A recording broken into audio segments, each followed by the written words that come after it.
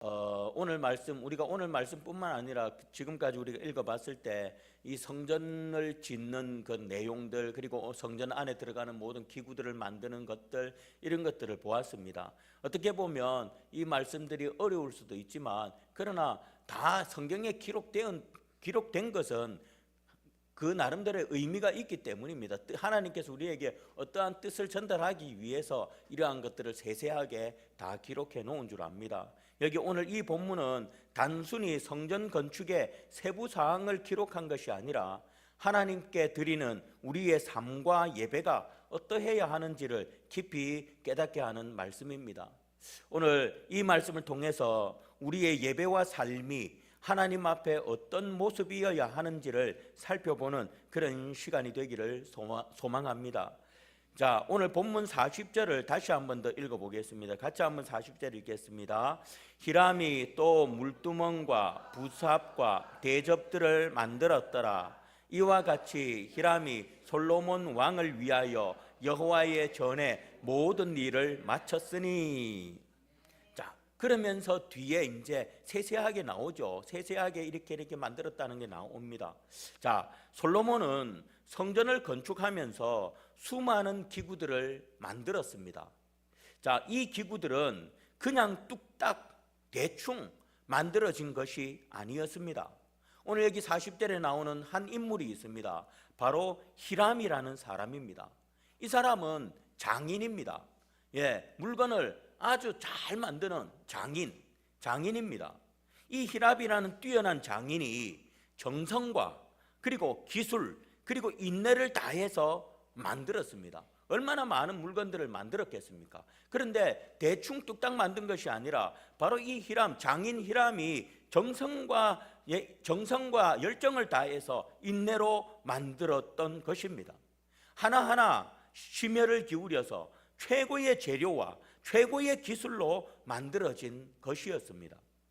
이는 하나님께 드리는 모든 것에 최고의 정성을 들여야 한다는 의미를 담고 있습니다. 자, 우리는 정말 여러분들, 오늘 솔로몬은 히람을 통해서 하나님 성전에 들어가는 모든 기물들에 정성과 열정을 쏟아서 그 기물들을 만들었습니다. 오늘 우리는 어떻습니까? 하나님께 드릴 것을 준비할 때 우리는 어떤 마음으로 준비하고 있습니까? 우리의 예배, 우리의 섬김, 그리고 하나님을 향한 우리의 삶의 태도에 최고의 정성, 그리고 시간, 노력, 열정, 이러한 것들이 들어가 있습니까? 저와 여러분들, 우리가 삶 속에서 하나님을 위해 최고의 열정을 가지고 하나님을 섬기며 살아가고 있습니까? 우리가 예배 가운데 나올 때 정말 최고의 열정을 가지고 하나님 앞에 예배합니까? 우리가 하나님께 헌신할 때 정말 최고의 것을 가지고, 최고의 열정을 가지고 하나님 앞에 헌신하고 있으십니까? 혹여나 바쁘다는 핑계로, 피곤하다는 이유로 대충 그냥 얼렁뚱땅 드리고 있지는 않습니까? 저와 여러분, 우리 모두 오늘 여기 히람처럼 하나님께 드려지는 모든 것에 있어서 최고의 정성과 재능 그리고 열정을 드리시기를 바랍니다. 하나님 앞에 드리는 것을 우리는 대충 드려서는 안 됩니다. 정말 히람이 그의 재능을 총동원해서 열정적으로 하나님 앞에 만들어서 최고의 것을 하나님 앞에 드린 것처럼 우리도 우리의 예배, 우리의 삶, 우리의 모든 하나님을 향한 것이 항상 최고의 것이 되어야 하는 것입니다. 얼렁뚱땅 그냥 드리는 그런 것이 되어서는 안 될 줄 압니다. 하나님은 우리의 행위의 크기보다도 그 안에 담긴 마음의 중심을 하나님은 보십니다. 하나님께 드리는 모든 일에 우리의 최고의 정성과 마음을 담아 준비하는 것, 그것이 바로 살아있는 예배의 시작입니다. 여러분, 예배를 드리러 오는 사람들이 그냥 우리가 기도했지만 그냥 오늘 그냥 예배구나, 아무런 정성도 없이 아무런 열정도 없이 그냥 나와 앉아 있는 것과 여러분들 그러한 어떤 오늘 저녁에 내가 하나님 앞에 예배 드리려고 한다, 오늘 하나님께서 내게 어떤 말씀을 주실까, 그런 사모하는 마음으로 하나님 앞에 최고의 것으로 하나님 앞에 예배 드리는 자의 예배와 어떤 것이 하나님께 은혜가 부어지겠습니까? 마땅히 최고의 정성과 마음을 담아 드리는 예배, 그 예배에 하나님은 은혜를 주실 것입니다.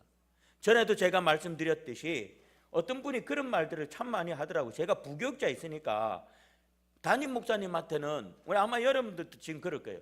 저한테는 말하지 못하는 거 강도사님한테 말하는 분들이 있을 거예요. 제가 부교육자한테 똑같았어요.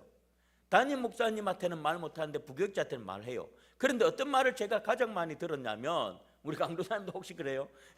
어떤 말을 가장 많이 들었냐면, 목사님, 부목사님, 저는 우리 목사님 말씀에 은혜를 못 받겠어요. 이 말을 참 많이 들었어요.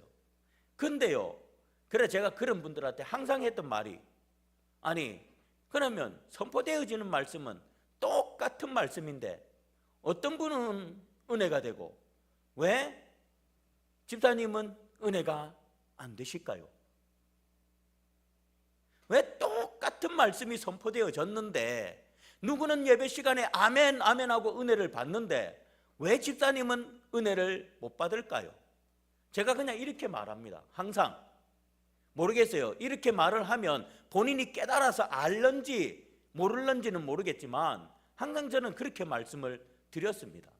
여러분, 예배자의 그 마음, 최고의 하나님 앞에 최고의 것으로 드리려는 그 마음, 그 열정, 그것이 있는 사람은요, 어떤 예배 가운데 나와도 하나님의 은혜가 임합니다.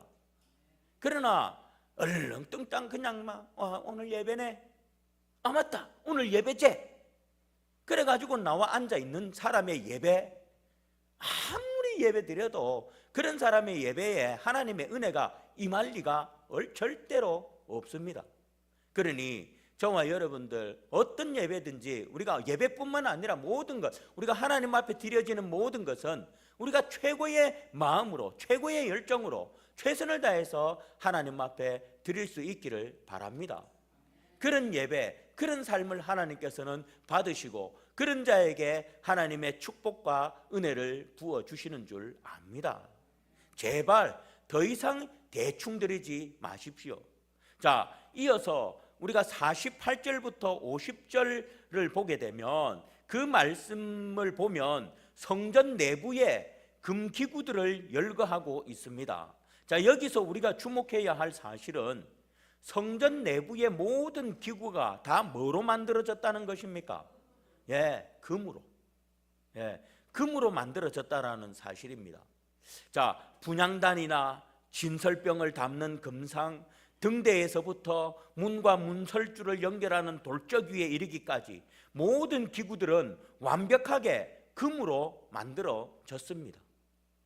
이것 또한 이 솔로몬의 마음을 알겠지요. 하나님 앞에 최고의 것을 드리고 싶어서, 최고의 좋은 것으로 드리고 싶어서 이렇게 돌적위에까지 완벽한 금으로 만들어졌습니다. 여러분, 여기서 돌적위가 무엇입니까? 오늘날 돌적이가 뭘까요? 경첩입니다. 경첩. 문과 문지방 사이, 문지방이라 뭐라고 합니까? 그거 사이, 문설주 사이를 연결하는 경첩을 말합니다. 여러분, 문이 닫히면 경첩이 여기가 쫓겨나게 보이지, 다 보입니까? 보이지 않습니다. 또 요즘 문은 너무 좋아서 문 닫으면 경첩도 보이지도 않습니다. 물론 이 당시에는 그러지는 않았겠죠. 그러나 여러분, 어쨌든 문이 닫히면 경첩은 보이지 않습니다. 누구도 유심히 살피지 않는 작은 부품입니다. 만약 솔로몬이 사람의 눈을 의식했다면 이런 부분은 아마 값싼 놋이나 구리는 아마 좀 약해서 안 될 것 같고요, 놋이나 다른 재료를 사용해서도 아무도 몰랐을 것입니다. 그리고 안다 하더라도 아니 경첩에까지 금을 갖다 쓸 필요는 없잖아요. 그냥 놋이나 비슷한 색깔의 것들을 갖다 꼽아도 충분히, 왜? 문짝도 금이고 다 금이기 때문에 그렇게 할 수 있었을 것입니다. 그러나 솔로몬은 사람 앞에서 일하지 않았습니다. 그는 보이지 않는 곳까지 살피시는 하나님의 눈앞에서 성전을 짓고 있었습니다. 그래서 보이는 곳이든 보이지 않는 곳이든 그 어떤 차별이나 소홀함 없이 완벽하게 하나님 앞에 드리고자 돌적이까지 금으로 했던 것입니다. 이것이 바로 오늘 우리가 배워야 할 성도의 삶의 태도입니다. 하나님 앞에서 사는 성도는 지극히 작은 일에도 소홀함이 없어야 합니다.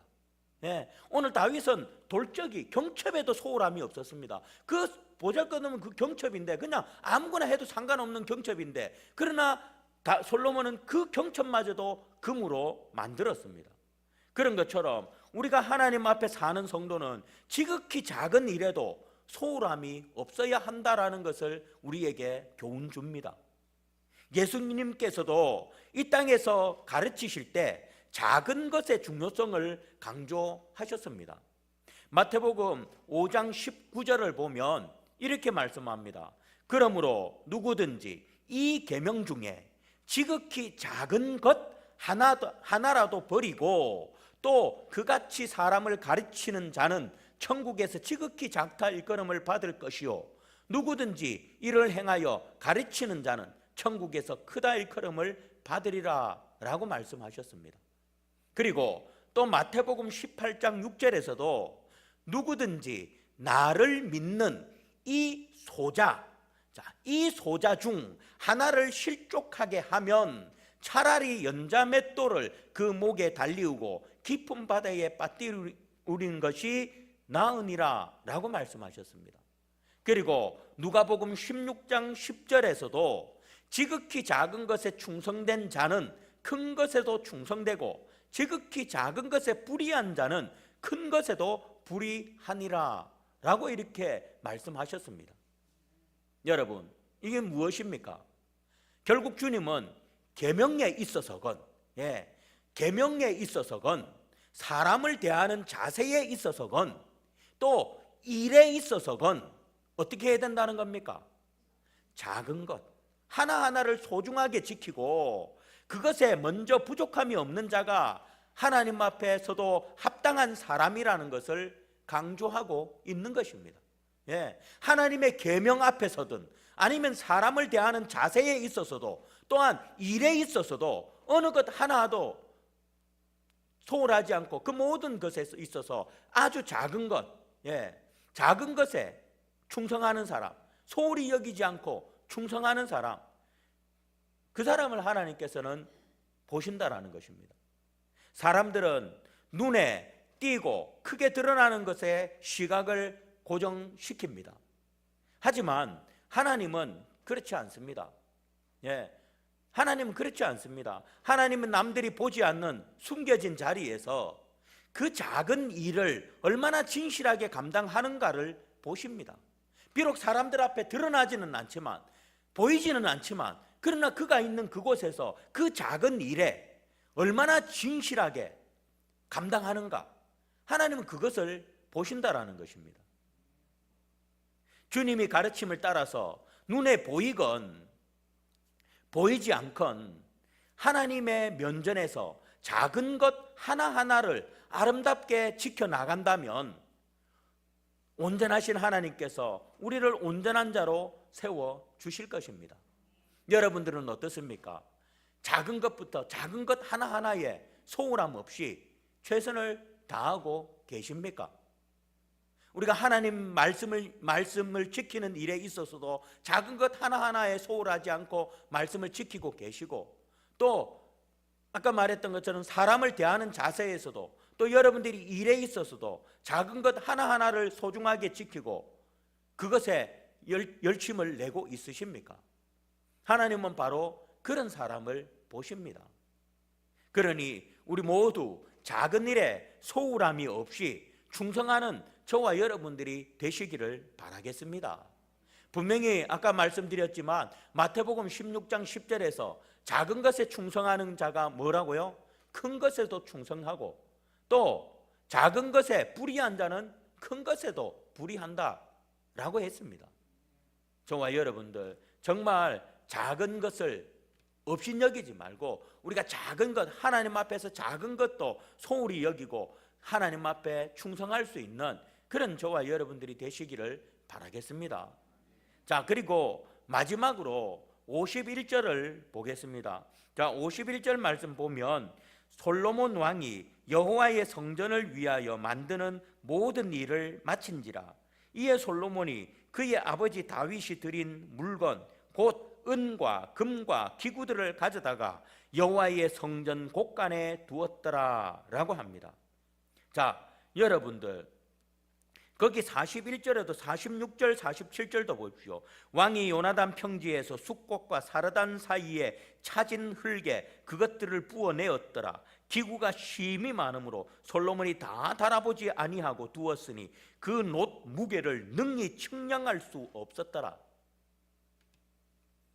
여러분들 오늘 여기서 보니까 보십시오. 은과 금을 그렇게 성전에 금칠을 하고도 은과 금이 남아가지고 여호와의 성전 곳간에다가 집어넣습니다. 그리고 셀 수 없을 정도의 측량할 수 없을 정도의 뭡니까? 놋이 있었습니다. 이건 뭡니까? 부를 말하는 거죠. 부. 오늘 여기 51절에는 두 사람이 나옵니다. 누가 나옵니까? 다윗과 솔로몬입니다. 오늘 본문에는 다윗과 솔로몬이라는 두 사람이 나옵니다. 이 두 왕은 이스라엘 역사상 가장 부유한 왕들이었습니다. 가장 잘 산, 많은 것을 가지고 많은 것을 누린 왕들이었습니다. 그런데 여러분, 이들이 이토록 부유한 삶을 누릴 수 있었던 이유가 무엇이었을까요? 다윗도 그렇고 솔로몬도 그렇고 이렇게 두 사람이 부유한 삶을 가장 역대 이스라엘 왕들 중에서 부유한 부유함을 누릴 수 있었던 이유가 무엇일까요? 그것은 바로 하나님께 드리고자 하는 열정과 거기에 따르는 실제적인 헌신이 그들에게 있었기 때문입니다. 하나님께 모든 것을 드리고자 하는 그 열정과 그 마음, 그리고 그 마음뿐이가 아니라 실질적으로 드리고자 하는 그 마음만 있는 것이 아니라 실제적으로 헌신이 그들에게 있었기 때문입니다. 즉 하나님은 다윗과 솔로몬의 하나님을 향한 열정과 헌신을 보시고 그들을 축복하사 큰 부를 누리게 하신 것입니다. 이처럼 하나님은 하나님을 위해 헌신하는 자를 결코 모른다 하지 않고 더욱 풍성한 것으로 갚아주시는 은혜로우신 분이십니다. 우리는 이러한 사실을 통해서 진정한 우리가 투자, 여러분들 어떤 것에 투자하고 계십니까? 증권에 투자하고 있습니까? 아무것도 투자 안 하십니까? 하나님께도 투자 안 하는 분들도 계십니다. 그죠? 아무것도 투자 안 하는데 하나님께도 투자 안 하는 분들도 있습니다. 우리가 여러분들 아마 나름대로 뭔가 여러분 적금을 들거나 아니면 증권을 하거나 뭐 주식을 하거나 뭐 이렇게 투자하는 분들도 있을 거예요. 여러분들 우리는 이러한 것들에 투자를 합니다. 그런데 여러분 오늘 우리가 이 본문 말씀을 통해서 진정한 투자가 무엇인지 우리는 배워야 합니다. 세상 사람들은 이 땅에 얼마나 많은 것을 쌓아 두었는가로 부를 판가름합니다. 그래서 많은 것을 쌓기 위해서 투자를 하지요. 그러나 성경이 말하는 참된 부는 많이 가진 자가 아닙니다. 하나님을 위해 기꺼이 드릴 줄 아는 사람, 하늘의 보물을 쌓는 사람이 진짜 부유한 사람입니다. 왜? 하나님께서 채워주실 거니까. 하나님께 드리는데 하나님이 어찌 가만히 있겠습니까? 하늘에 쌓는데 어찌 하나님께서 가만히 있겠습니까? 예수님께서도 마태복음 6장 19절 20절에서 이렇게 말씀해 주셨습니다. 너희를 위하여 보물을 땅에 쌓아두지 말라. 거기는 좀과 동록이 해하며 도적이 구멍을 뚫고 도적질하느니라. 오직 너희를 위하여 보물을 하늘에 쌓아두라. 거기는 좀이나 동록이 해하지 못하며 도적이 구멍을 뚫지도 못하고 도적질도 못하느니라. 주님께서는 이 두 절의 말씀에서 너희를 위하여라는 표현을 반복적으로 사용하고 계십니다. 자, 이것은 결국 이 땅에 재물을 쌓아두지 않고 하늘의 재물을 쌓는 것이 우리 자신들에게 유익이다라는 것을 강조하기 위함입니다. 그렇습니다. 이 땅에 재물을 쌓는 자보다 하늘의 재물을 쌓는 자가 부한자가 됩니다. 이 땅에 재물을 쌓아가지고 부한자가 되는 것이 아니라 하늘의 재물을 쌓는 자, 즉 하나님께 드리는 자, 그 자가 바로 부한자가 됩니다. 이 땅에 쌓은 재물은 모두가 없어질 것이지만 하늘에 쌓은 재물은 영원히 없어지지 않습니다. 그러니 저와 여러분, 우리를 위해 하늘의 재물을 쌓는 지혜로운 성도들이 되시기를 바랍니다. 그래서 장차 부한자로 살아가시기를 주의 이름으로 축복드리겠습니다. 말씀을 맺습니다. 사랑하는 성도 여러분, 오늘 우리는 본문을 통해 하나님께 드리는 예배와 삶의 태도를 배웠습니다. 하나님께 드리는 모든 일에 최고의 정성을 다하고 보이지 않는 작은 일에도 소홀히 여기지 아니하고 충성하며 하늘의 영원한 보화를 쌓는 삶을 살아가라라는 것입니다. 다시 말씀드립니다.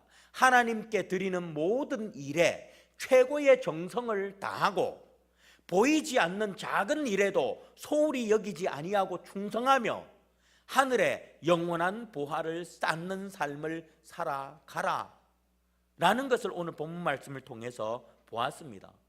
이제 이 말씀을 가슴에 새기고 우리의 일상 속에서 하나님을 향한 정성과 작은 일의 헌신을 실천하고 하늘의 부를 위해 하나님께 투자하는 그런 성도님들이 되시기를 주님의 이름으로 축복드리겠습니다. 기도하겠습니다.